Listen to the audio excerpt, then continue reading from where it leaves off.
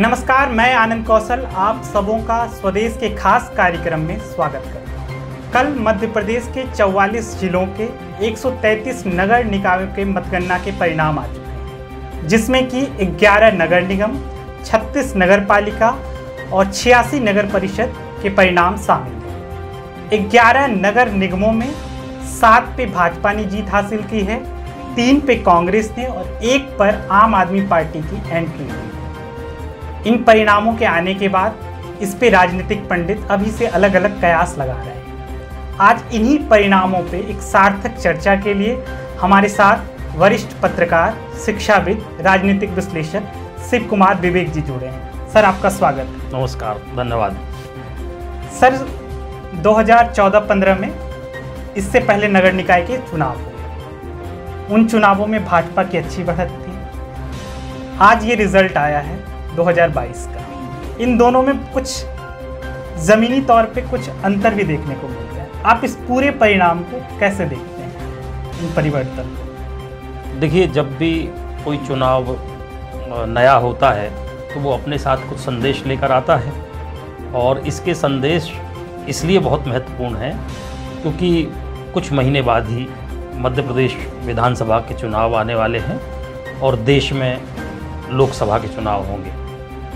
जाहिर है कि इन दोनों चुनावों के पहले स्थानीय निकाय के जो चुनाव होंगे उनको आगामी चुनावों के संदर्भ में लिटमस टेस्ट माना जाएगा। इन चुनावों के माध्यम से स्थानीय जनता अपनी राय, अपने मत को अभिव्यक्त करती है। इसलिए राजनीतिक दलों की निगाह, राजनीतिक दलों की बारीक निगाह इन चुनावों के नतीजों के विश्लेषण पर रहती है। हालांकि अभी पहले चरण के नतीजे आए हैं, इसलिए जो संपूर्ण तस्वीर है मध्य प्रदेश की, उस पर बात करना अभी जल्दबाजी भी है और समग्र रूप से उस तस्वीर को अभी देखा नहीं जा सकता। दूसरे चरण का मतदान कल होगा और उसके बाद हम ये देखेंगे कि मध्य प्रदेश का मानचित्र कैसा बन रहा है। सर, ये जो परिणाम आए पूरा, इस पे हम लोग परिवर्तन तो देख ही रहे हैं। 2014 के बाद, जब जो कहते हैं कि मोदी युग या मोदी इरा के बाद कोई भी चुनाव हो, लोग बीजेपी वाले बड़े मिशन मोड में चलाते हैं। पंचायत चुनाव हो, नगर निकाय के चुनाव हो, कुछ भी हो, तो क्या कहे कि अब भारत में जो चुनाव की स्थिति है, क्या उसे हर चुनाव को वो देश से जोड़ना चाहते हैं? शायद ये भी एक तरीका हो सकता है। वैसे देखिए, स्थानीय निकाय चुनाव के संदर्भ में ये बात बहुत करने की आवश्यकता मुझे लगता है नहीं है, उस पर बहुत लागू होती नहीं है। देश से जोड़ने वाली बात, यहाँ बहुत छोटे छोटे स्थानीय मुद्दे होते हैं। लेकिन हाँ, Bharatiya Janata party mission mode में चुनाव लड़ती है, ये तो बात हर चुनाव में, वो एक वार्ड का चुनाव हो या देश के राष्ट्रपति का चुनाव हो जो हम देख रहे हैं, वो एक ही शैली में लड़ते हैं, पूरे जज्बे और जुनून के साथ चुनाव लड़ते हैं और एक एक सीट के लिए संघर्ष करते हैं। और ये जो शैली है, ये भारतीय राजनीति में दूसरे राजनीतिक दलों को भारतीय जनता पार्टी ने सिखाई है। लेकिन भारतीय जनता पार्टी ने, जैसा आपने कहा, मिशन मोड में लड़ती है। इसलिए हमने मध्य प्रदेश के चुनाव में भी देखा कि मुख्यमंत्री ने पूरी ताकत के साथ चुनाव प्रचार किया है, कई सभाएं की हैं। जब मुख्यमंत्री चुनावी सभाएं कर रहा है या भारतीय जनता पार्टी इस शैली से चुनाव लड़ रही है, तो जाहिर है कि विपक्ष के लिए संबंधित मेरा तीसरा सवाल है जी, क्या इसे माना जाए कि आने वाले विधानसभा मध्य प्रदेश को देख के, ध्यान में रख के इन परिणामों पे एक समीक्षा की जा सकती है? बिल्कुल। देखिए, ऐसा है कि हालांकि पहले ये कहा जाता था कि स्थानीय चुनाव विधानसभा चुनाव और लोकसभा चुनाव से जुदा होते हैं जी, और उनमें अलग तरह की मानसिकता होती है, मतदाता का अलग सोच होती है, अलग मुद्दे होते हैं। लेकिन हमने अभी ताज़ा चुनाव में ये देखा कि मुद्दों का बड़ा घालमेल है और लगभग हम हर चुनाव में ही ऐसा देख रहे हैं। जहाँ स्थानीय विषयों पर, स्थानीय मुद्दों पर चुनाव लड़ा जाना चाहिए, वहाँ देश की बात भी होती है। हमने अभी हाल के निकाय चुनाव में देखा कि प्रधानमंत्री मोदी ने जो आवास कुटीरें और जो प्रधानमंत्री आवास दिए हैं लोगों को, वह भी एक मुद्दा था।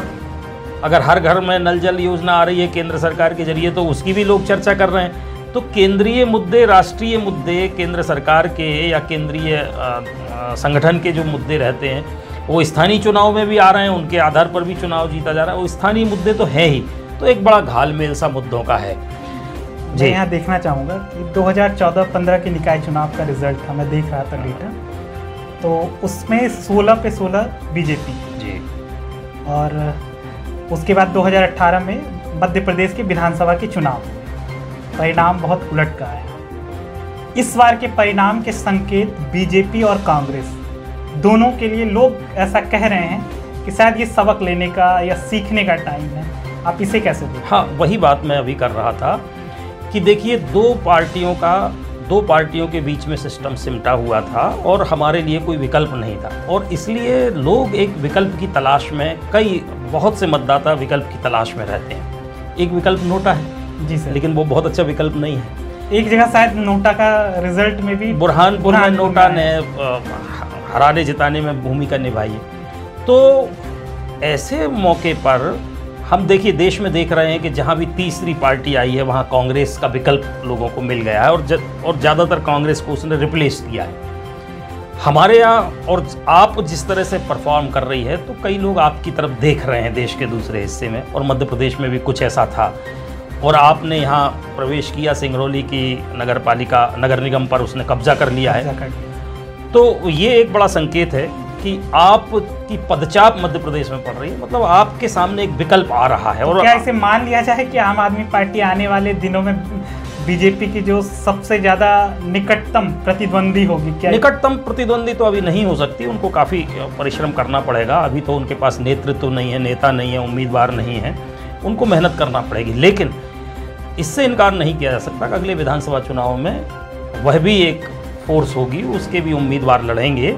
और देखिए, आप सेकंड पोजीशन पर आए, ये तो अभी दूर की कौड़ी है, लेकिन आपको तो अभी ये देखना है कि उसे कितना समर्थन मिलता है। उसे तो अभी समर्थन आंकना है अपना, कदम दर कदम ही आगे बढ़ते हैं, और इस विधानसभा चुनाव में वो जाहिर बात है कि सिंगरौली से आगे बढ़ना चाहेगी। कल के मध्य प्रदेश के नगर निकाय के चुनाव पे हमने एक सार्थक परिचर्चा की, इसके लिए सर का धन्यवाद, और धन्यवाद आप सबों का देखना।